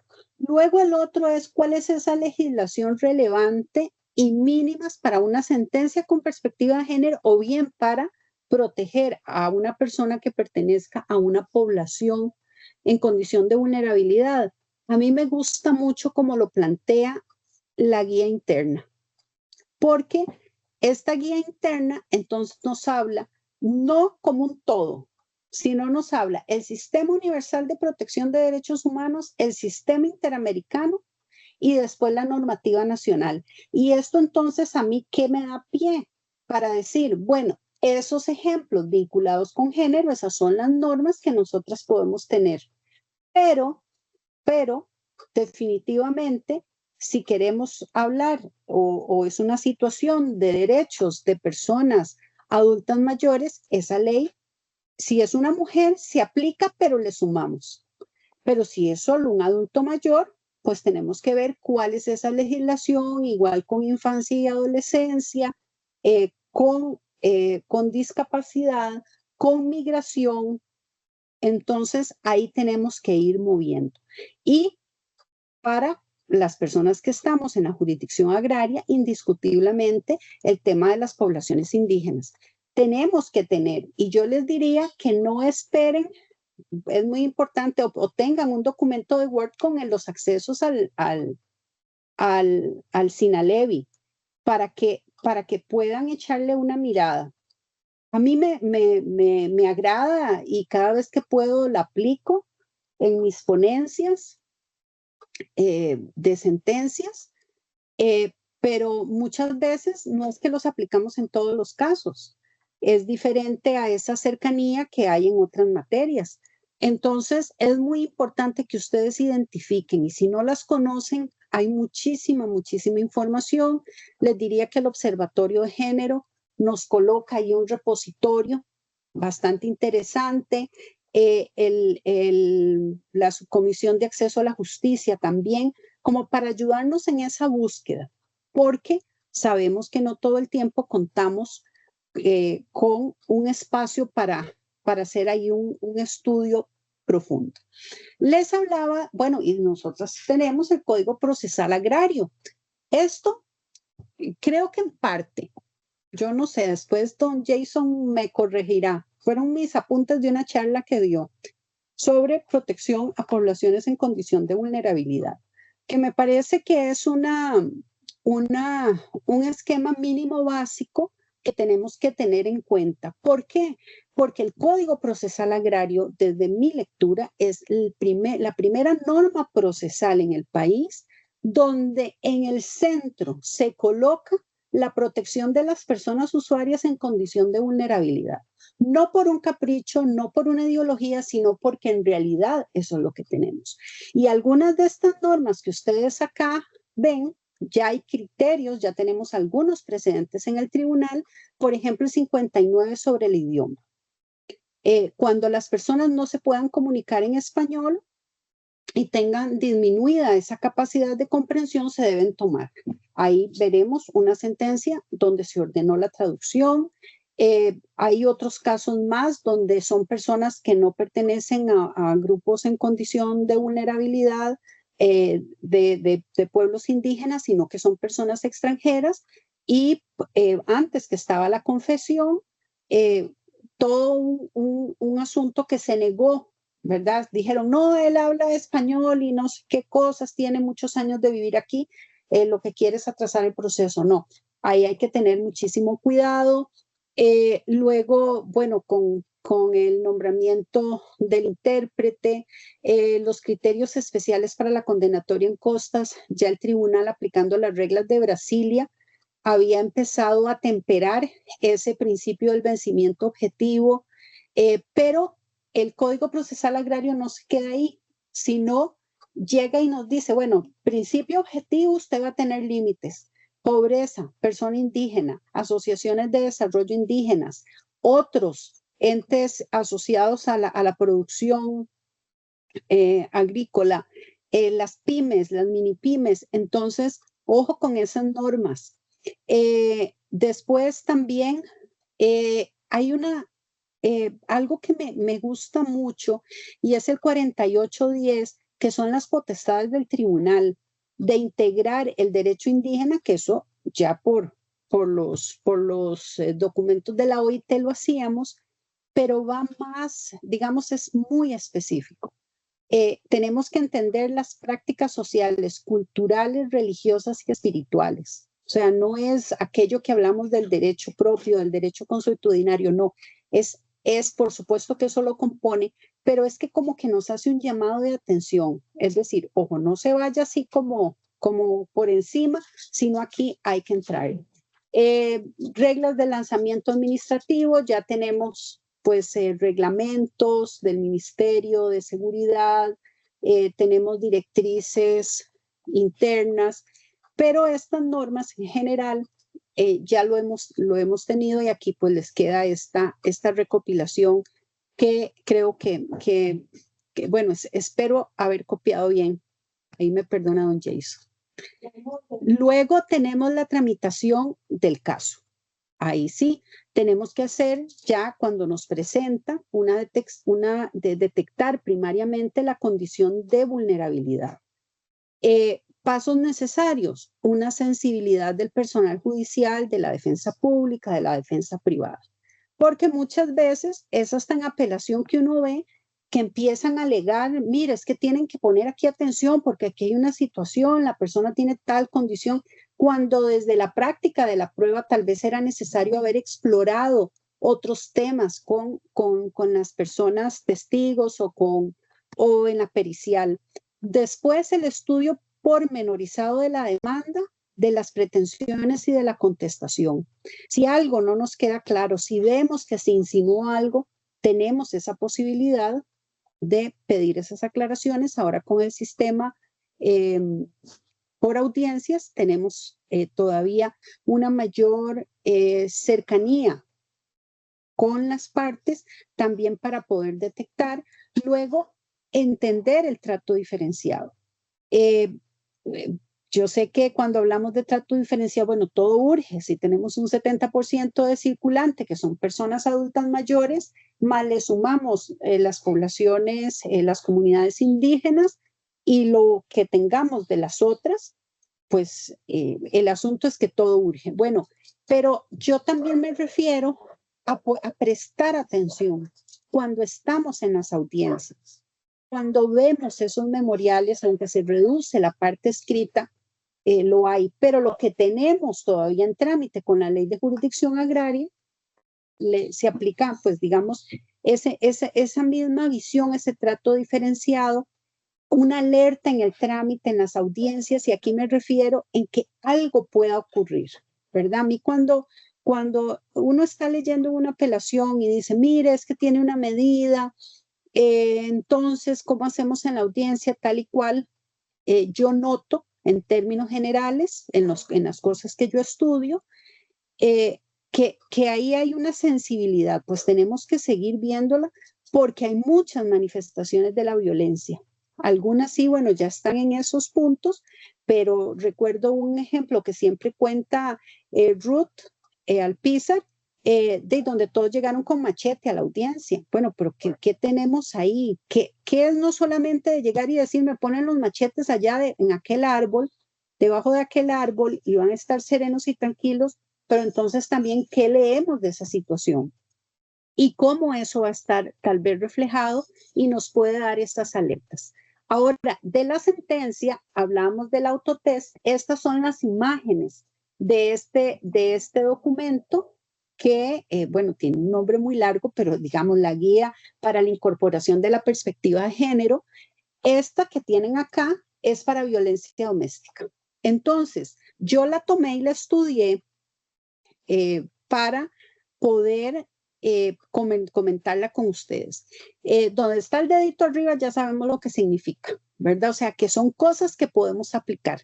Yo prometería en otra oportunidad, ¿verdad? Pedir permiso para poder sacar eso.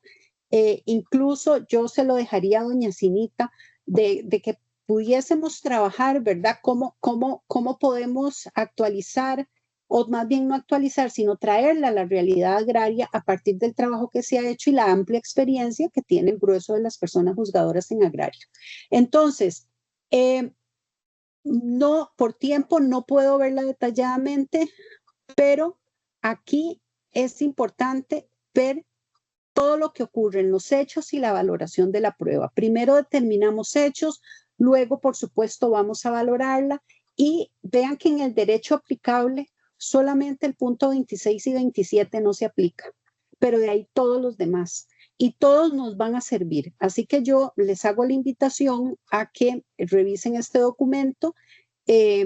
Ahora voy a subírselos en el chat para que todavía lo tengan más a mano. Ok, ejemplos en esta segunda parte de la intervención, cómo lo vemos en sentencias emitidas por el tribunal, aclarando que hay bastantes, pero queremos ver cómo se ha venido manejando, porque a veces hay personas que dicen, pero es que eso es muy difícil. Sí, es muy difícil, pero tenemos que dar siempre el primer paso. Si ustedes todavía no han llevado un caso, no han tramitado un caso, si están desde la parte de la defensa, de la parte privada, si están en la parte de la judicatura, si nunca han tramitado un caso, si nunca han dictado una sentencia, anímense, les aseguro que los casos sobran. Muchos son detectados en el tribunal. En esto yo no tengo una selección de qué es lo detectado en el tribunal o si el tema venía de litigio o no, pero les puedo decir que en salvo 2, 3 casos he visto argumentos muy sólidos normalmente que provienen de la defensa pública. Ok, en esta sentencia del 16 se reclamó incumplimiento contractual.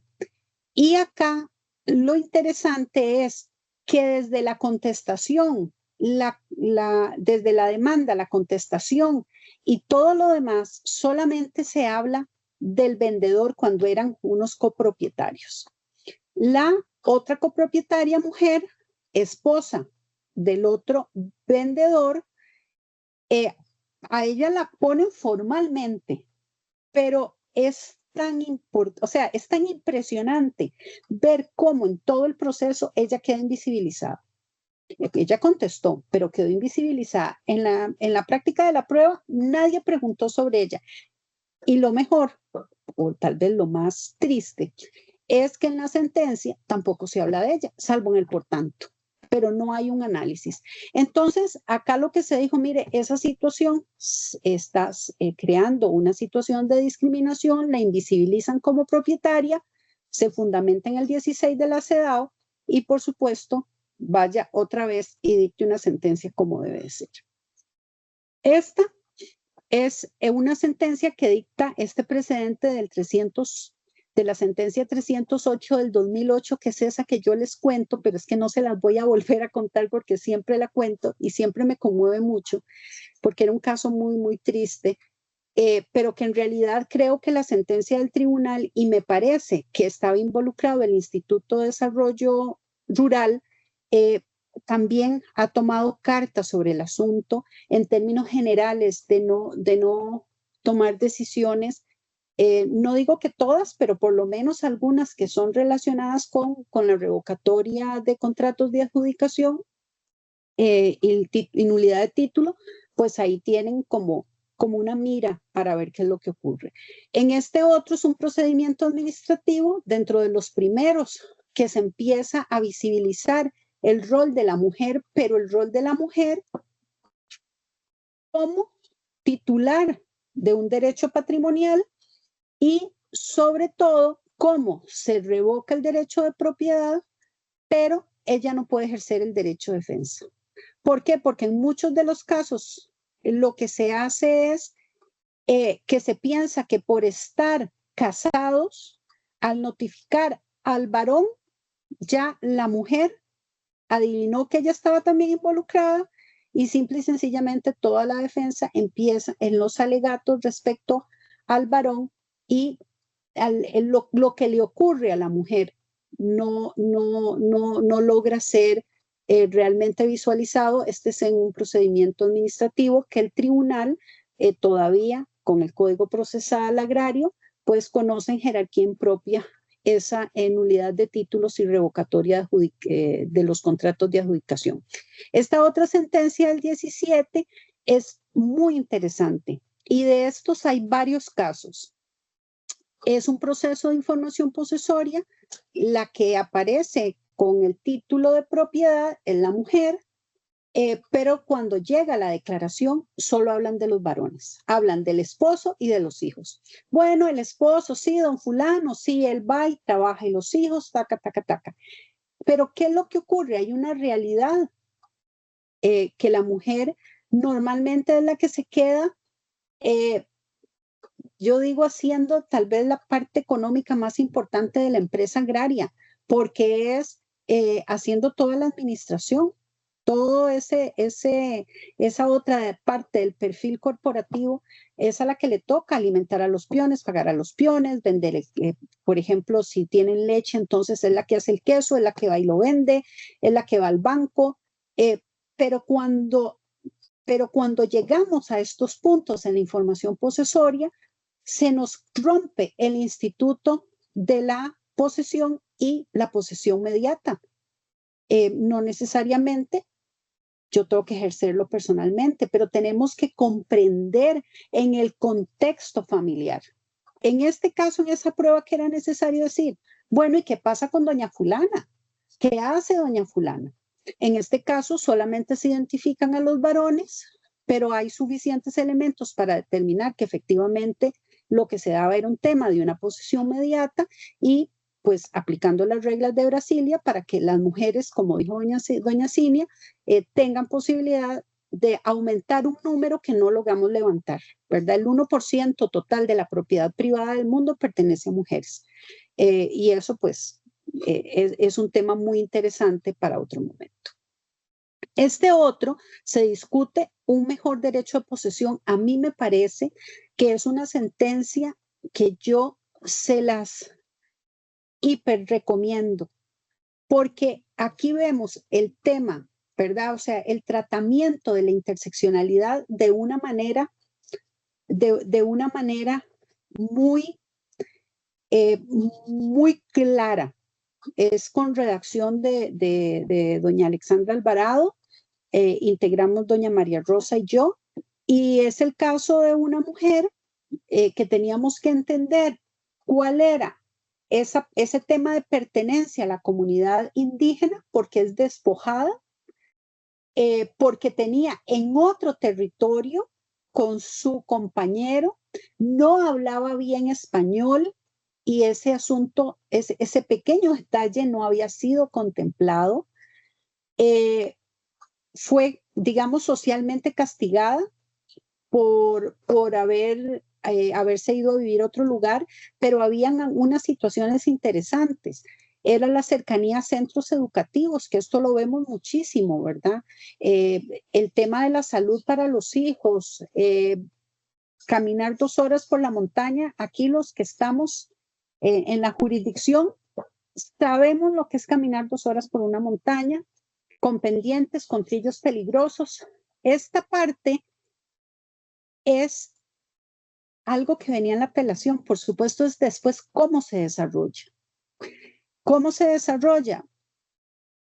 Bueno, entendiendo cuál es esa posición de mujer, el tema, los puntos de la interseccionalidad, el respeto del derecho propio y el sistema de justicia indígena. Hay una recopilación muy interesante de antecedentes. Se aplica la CEDAW, o sea, no solamente tenemos toda la parte de protección de las comunidades indígenas, sino también viene cruzado con la CEDAW. Y para terminar, le decimos, reglas de Brasilia, vengan para acá, porque necesitamos que se haga una traducción de esta sentencia para que las personas intervinientes tengan una mayor claridad. Y recuerden en el cuadrito que yo les colocaba que nosotros ya tenemos el tema del idioma, de la traducción, que está en el artículo 59. Esta otra es un voto de mayoría. Vamos a ver, se decide la nulidad. ¿Por qué? Porque nuevamente participa una mujer, no hay una visualización de sus derechos patrimoniales y como propietaria, pero ustedes pueden ver, esta es una sentencia del 22. ¿Y qué ocurre? Nuevamente. Doña Magda, disculpe, no se le escucha. Perdón, desde... Yo sí te oigo. No, sí se escucha. Tal vez es que la persona que no está escuchando podría verificar el audio de su computadora. Disculpe, que se le fue la conexión, pero bueno, muchas gracias. Sí, tal vez. Bueno, un poquito y ya sé que voy sobre los 40, María José, ya casi. El asunto acá es que se anula la sentencia porque se consideró que es discriminatoria la forma en que se valoró la prueba.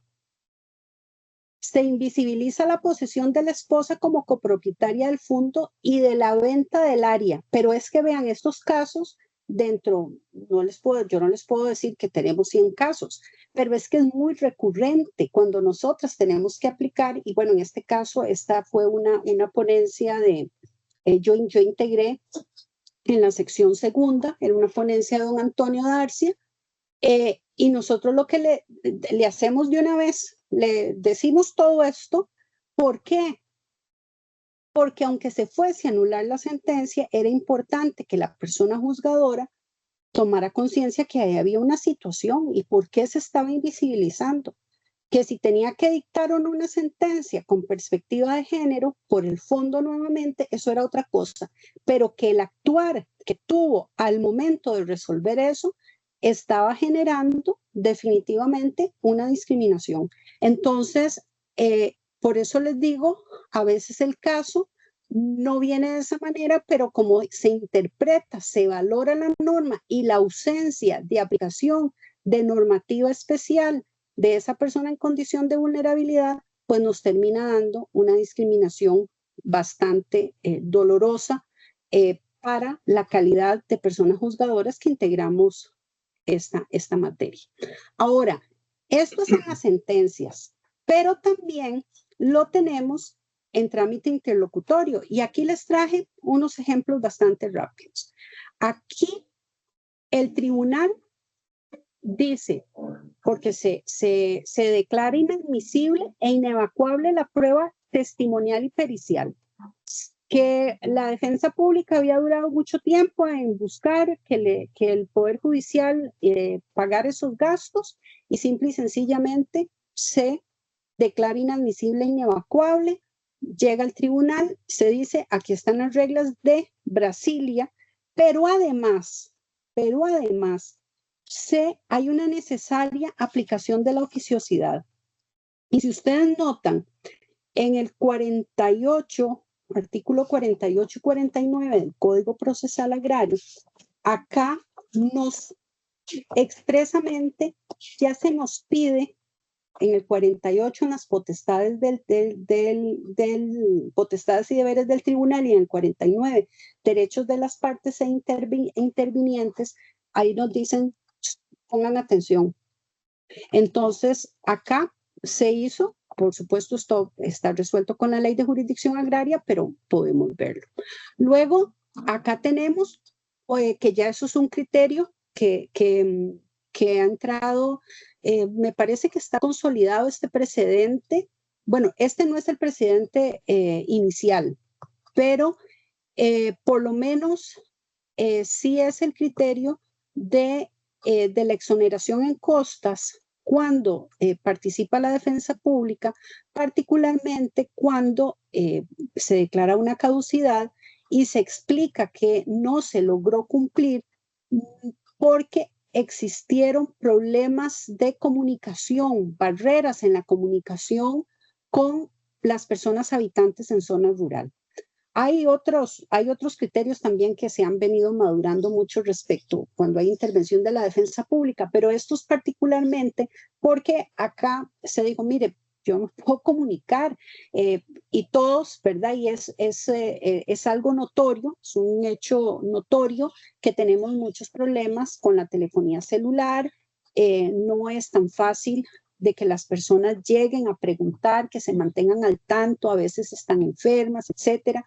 Entonces acá se invoca nuevamente las reglas de Brasilia y se dice que en ese caso se denota que hay especiales dificultades para ejercitar con plenitud ante el sistema de justicia los derechos reconocidos por el ordenamiento jurídico, que es lo que está en la sección segunda, en el acápite primero de las reglas de Brasilia.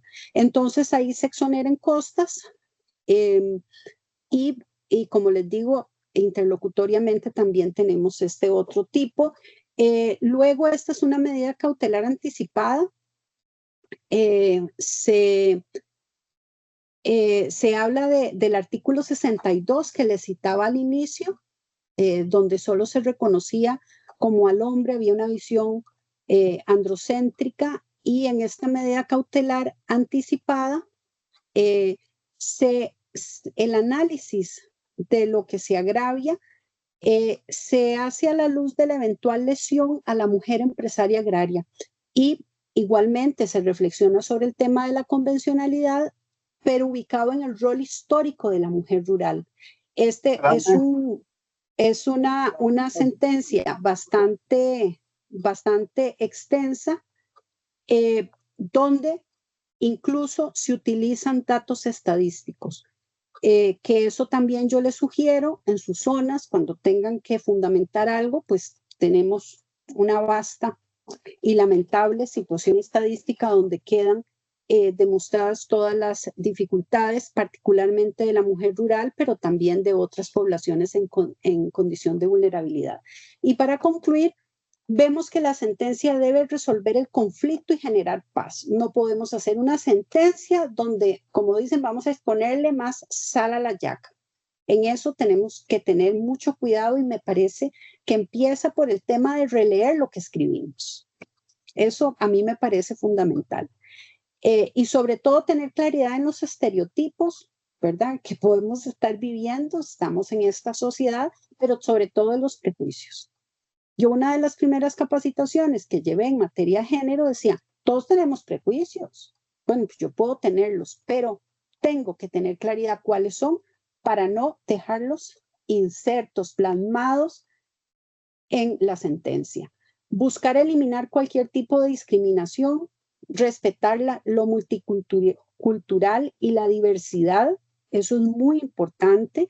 Las leyes y en general los sistemas procesales no tienen la eficacia para garantizar esos derechos, entonces necesitamos al integrarlo, porque no es un tema sencillo, juzgar con perspectiva de género y en protección de las personas en condición de vulnerabilidad, muchas veces es llegar y decir, mire, esto es el precedente, el criterio que ha prevalecido, pero aquí tenemos una situación de discriminación, tenemos que eliminarla.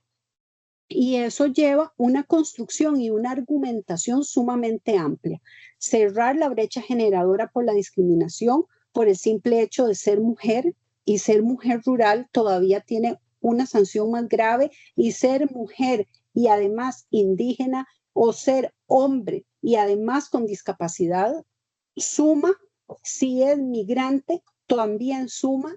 Entonces, tenemos que utilizar esos instrumentos internacionales para poder interpretar el derecho interno, pero sobre todo apegándonos a los derechos humanos de las mujeres y también de las personas en condición de vulnerabilidad. Y por último, les diría que estudiar.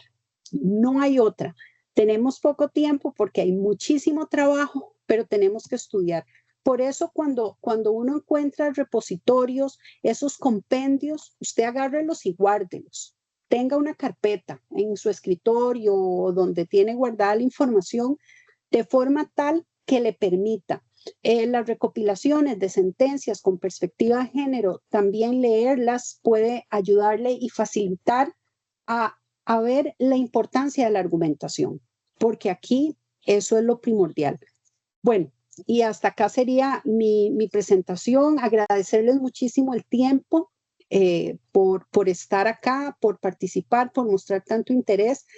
Y por supuesto a doña Cinia, que ella accedió a participar gustosamente en este debate, y reiterar mi agradecimiento a doña María José y a don Fausto por todo el trabajo logístico. Así que quedamos a disposición por cualquier duda que tengan, estamos a la orden.